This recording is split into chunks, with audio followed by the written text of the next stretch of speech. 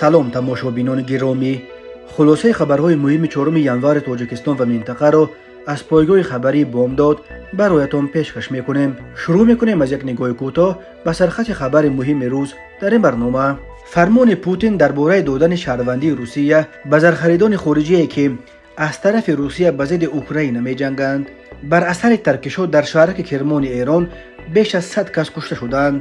дар байни ҳамагии 10 соат дар Тоҷикистон 2 заминларза рух додааст. ба 126 оила аз деҳаи Вашани ноҳияи Айнӣ ба Истарафшан муҳоҷир шуда баъди 22 сол ордени хона доданд. ва акнун тафсилоти хабарҳо. президенти Русия Владимир Путин рӯзи 4 январи соли 2024 фармони рақами 10 дар бораи ба шаҳрвандии Русия қабул кардани шаҳрвандони хориҷие ки дар бораи хидмати ҳарбӣ дар сафи қувваҳои мусаллаҳ ва дигар сохторҳои ҳарбии Русия қарордод имзо карданд ва аҳли оилаи онҳоро имзо кард. тибқи ин фармон зархаридони хориҷие ки дар давоми амалиёти махсуси ҳарбӣ ба муҳлати на камтар аз 1 сол бо вазорати мудофиаи Русия ва сохторҳои дигар қарордод имзо карданд, метавонанд шаҳрвандии Русияро ба даст биёранд. мақомоти Русия то ҳол сарсахтона ҷанги зидди Украинаро на ҷанг, балки амалиёти махсуси ҳарбӣ ном мебаранд. бар асоси фармони Путин, шаҳрвандии Русия на фақат ба худи зархаридон, балки ба аъзои хонаводаҳои онҳо, зану фарзандон ва падару модарашон низ дода мешавад. зархаридони хориҷӣ метавонанд баъди анҷоми қарордоди хидмат ва ё дар сурати тарки хидмат кардан ба далели саломатӣ ё расидан ба синни ниҳоии хидмати ҳарбӣ барои гирифтани шаҳрвандии Русия ариза бидиҳанд. ба онҳо имкон дода шудааст ки дар ҳар минтақаи Русия ки худашон интихоб мекунанд барои гирифтани шаҳрвандӣ ариза бидиҳанд. ин аллакай дуюмин фармони Путин дар соли ҷорист ки ба зархаридони хориҷие ки ба зидди Украина меҷанганд барои дарёфти шаҳрвандии Русия имтиёз медиҳад. дар фармони қаблии Путин аз моҳи майи соли 2023 барои баррасии аризаи шаҳрвандии зархаридони хориҷӣ 3 моҳ фурсат дода мешуд, вале ҳоло мақомоти вазорати корҳои дохила чунин аризаҳоро бояд дар 1 моҳ баррасӣ кунанд. ҳамин тавр агар қаблан муҳлати қарордодӣ ҳадди ақал 5 сол буд ва барои дарёфти шаҳрвандӣ як хориҷӣ бояд камаш 3 сол дар қувваҳои мусаллаҳи Русия хидмат мекард. тибқи фармони нави Путин, хориҷиҳо аллакай баъди 1 соли хидмат метавонанд барои дарёфти шаҳрвандии Русия ариза бидиҳанд.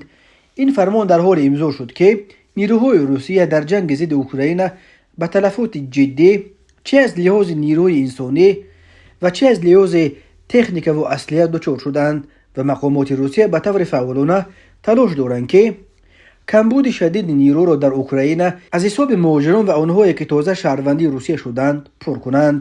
дар вақтҳои охир дар маконҳои таҷаммӯи муҳоҷирон, аз ҷумла дар бозорҳо, базаҳои савдо, сохтмонҳо, масҷидҳо ва дар тарабхонаҳои ғизои миллӣ дар саросари Русия рейдҳои пулис афзоиш ёфтааст.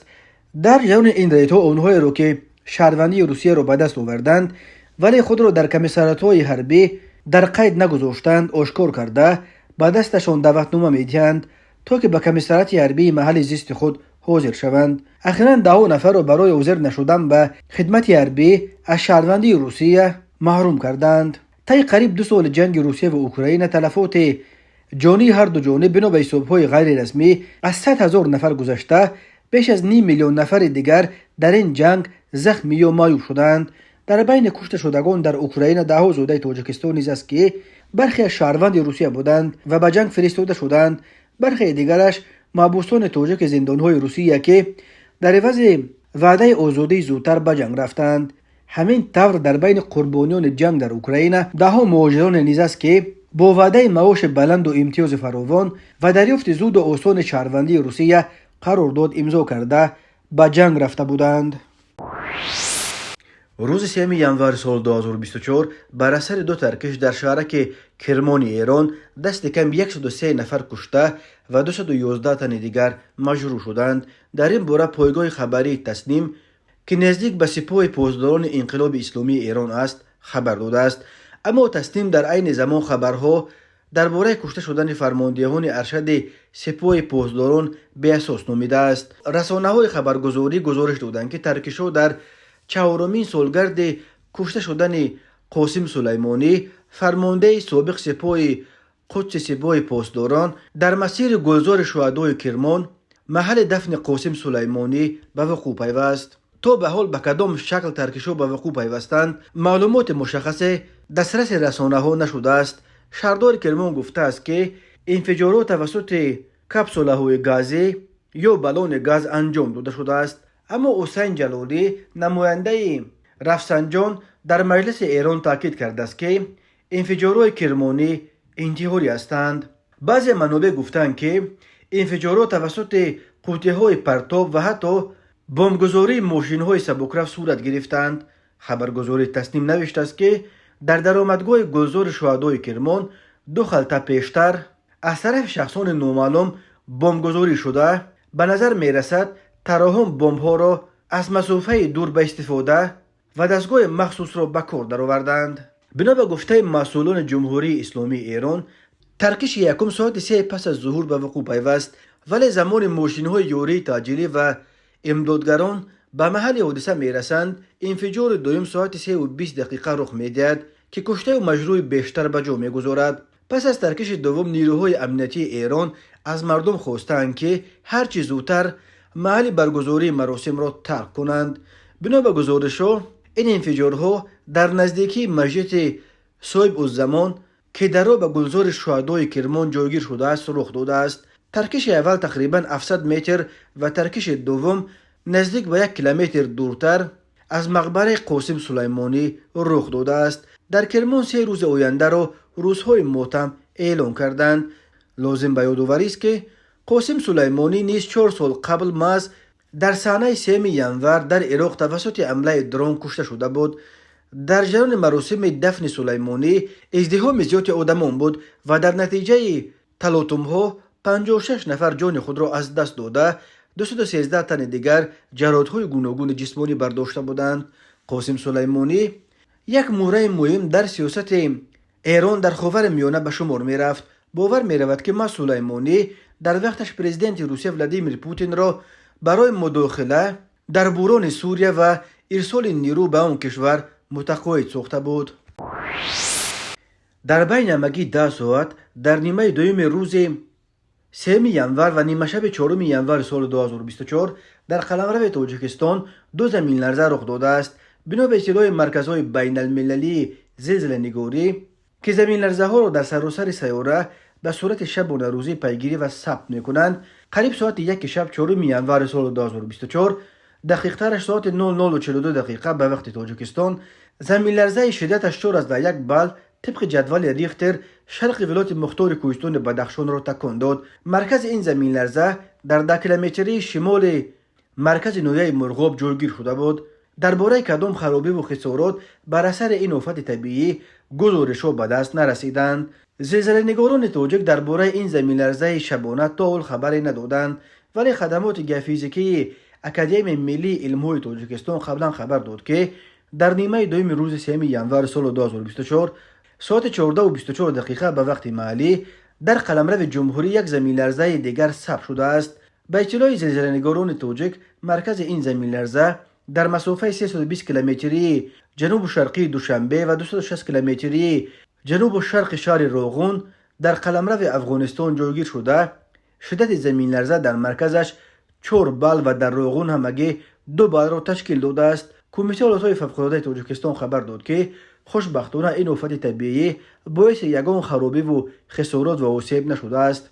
در همین حال مرکزهای زلزله نگاری بین المللی خبر دادند که مرکز این زمین لرزه روز 3 ینور در 13 کیلومتری مرکز نویه اشکاشم ولایت بدخشان افغانستان جایگیر شده بود، ولی شدتش طبق جدول ریختر 4.9 بال را تشکیل میداد.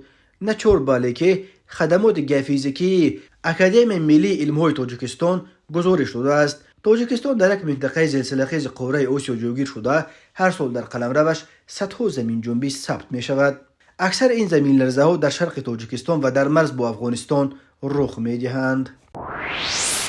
مرکز مطبوعات وزارت کارهای داخلی تاجیکستان روز 4 ینور سال 2024 خبر داد که نوار ویدیویی شهروند جمهوری تاجیکستان جلال و زرانگیز سال تولدش 1984 استقامت کننده نویه شامنسور شهر دوشنبه که توسط شبکه اجتماعی اینستاگرام پخش گردیده است، مورد بررسی قرار داده شد. از مشاهده نوار ویدیوی مذکور برمی‌آید که شهروند جلال و در نزد تئاتر اپرا و بالت به نام صدرالدین عینی در مرکز شهر دوشنبه به فروش پفک مشغول بوده است و گویا ناظران منطقوی میلیتیا به تجارت شهروند جلال و ممنوعیت ایجاد نموده مناسبت دغلانه ظاهر کردند.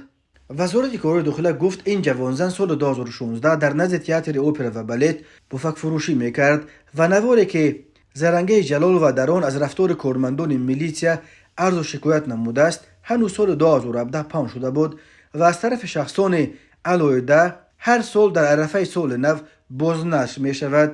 باید تذکر داد که در دوام سالهای قید گردیده جلال و زرنگیز غیر قانونی به خرید و فروش مشغول گردیده، همچنین به افباشی دست زده، از روی تشخیص طبی به کسلی روحی گرفتار می باشد. تاکید شده است در ردیه وزارت کار داخله خود زرنگیز جلال و برای شرح مستقیم قضیه دسترس نیست، ولی وزارت کار داخله می گوید ضمن گذراندن سنجش خدمتی معین شد که ناظران منطقوی میلیتیا هنگام فعالیت خدمتی نسبت شهروند جلال و یگان چاره غیر قانونی ناندیشیدند.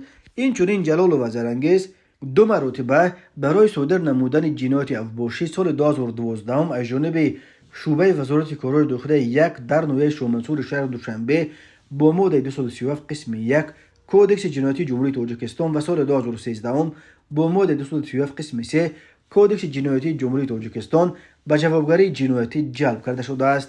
تاکید کرده است مرکز مطبوعات وزارت کار داخله در ردیه‌اش. اما وزارت کار داخله شرح نداده است که برای افباشی و اونم چند سال پیش از جنجالش با میلیسه ها به جوابگری جنایتی کشیده شدن زرنگیز جلال و به شکایت او از رفتار کارمندان میلیتیا چه ربط دارد. در تاجیکستان ساکنان به خصوص آنهایی که به سودای کوچکی مشغولند از بدرفتاری ناظران منطقوی میلیتیا و دیگر کارمندان وزارت کار داخله زیاد شکایت میکنند. شهردار استرافشان خبر داد که یک مشکل 126 عائله مهاجران اکولوژی هنوز سال 2001 از دهه وحشت نویه عینی به استرافشان کوچانیده شده بالاخره بعد 22 سال حال خود را پیدا کرد. دفتر مطبوعات رئیس شهر استرافشان خبر داد که نیمه دوم روز 31 دکبر سال 2023 شهردار استرافشان احمد مامورزاده به شهرک وحدت جماعت دیهات گل سرخ تشریف آورده با ساکنان این شهرک ملاقات کرده است.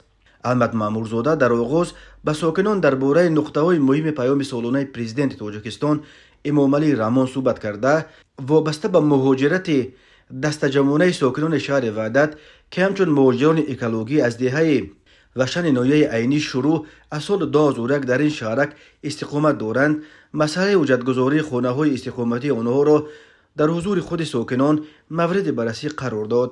در اساس طلبات قانونگذاری رئیس شهر احمد مامورزاده قرار دخلدار را امضا کرده با 126 عائله در عرفه سال نو اردر منزل استقامتی را هدیه نمود. با همین معمای حجتگذاری خانه‌های ساکنان که طول 22 سال ادامه داشت حل گردیده قرار قبول نموده رئیس شهر استرافشان برای خصوصی گردانی خانه‌ها زمینه حقوقی فراهم آورد. خبر داده است دفتر مطبوعات رئیس شهر استرافشان سال 2000 به سبب بلند بودن خطر فرو رفتن تپه‌های اطراف دهه وشن حکومت تاجیکستان تقریباً 200 عائله را از اینجا به استرافشان و دیوشتیج کوچاند. در استرافشان 126 عائله از وشن را در شهرک وحدت واقع در تقریباً 25 کیلومتری شهر جایگیر کردند، ولی معلوم می شود که خانه‌های آنها 22 سال باز حجتگذاری نشده است.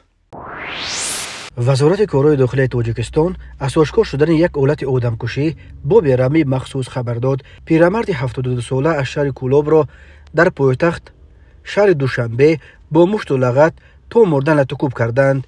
بنا به اطلاع وزارت کار داخله نیمه شب 3 ژانویه سال 2024 تقریبا ساعت 02:20 در ناحیه فردوسی جسد پیرمرد 72 ساله ساکن شهر کولاب با علامت‌های مرگ مجبوری دریافت کردند. هنگام گذراندن چاره‌بینی اپراتیوی جستجویی از جانب کارمندان میلیتیا مرد 36 ساله ساکن ناحیه همدانی ولایت ختلان که پیش با ماده‌های 244 و 248 کودکس جنایتی جمهوری تاجیکستان برای دزدی و غارتگری زندانی شده است، همچون گمانبر در صادر نمودن جنایت آدمکشی دستگیر کردند.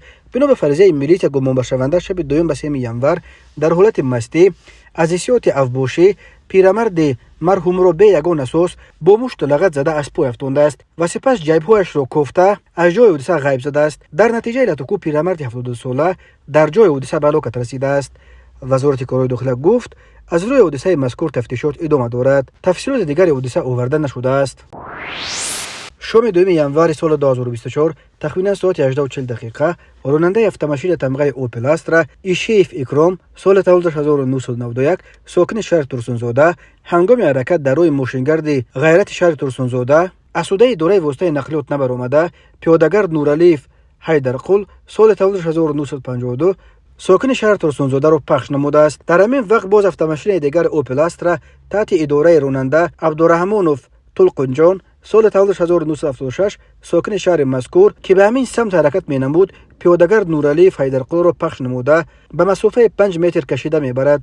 در نتیجه پیادهگرد نورعلی در جای حادثه به هلاکت رسیده است. بازم شام 2 ینور سال 2024 تقریبا ساعت 19:00 راننده автомобиل تمغه اوپل میری و نورعلی یونس سال تولدش 1974 ساکن شهر دوشنبه هنگام حرکت سمت شهر ترسونزاده به سمت شهر دوشنبه واقع در حدود دهه وحدت شهر ایسار اسوده اداره واسطه نقلیات نبرآمده پیادهگرد یوسفوف فتح‌الدین سال تولدش 1958 ساکن شهر لیوکان را پخش نموده است. در نتیجه پیادهگرد یوسفوف جراحت وزن جسمانی برداشته در جای حادثه به هلاکت رسیده است. اوید بین حادثه و تحقیقات ادامه دارد. راههای تاجیکستان از لحاظ صدمه‌های مرگاورش پرخطر دانسته می شود.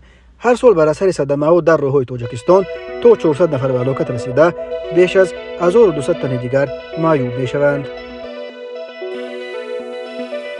تماشابینان عزیز و گرامی، این بود مرور به خلاصه چند خبر مهم امروز تاجیکستان.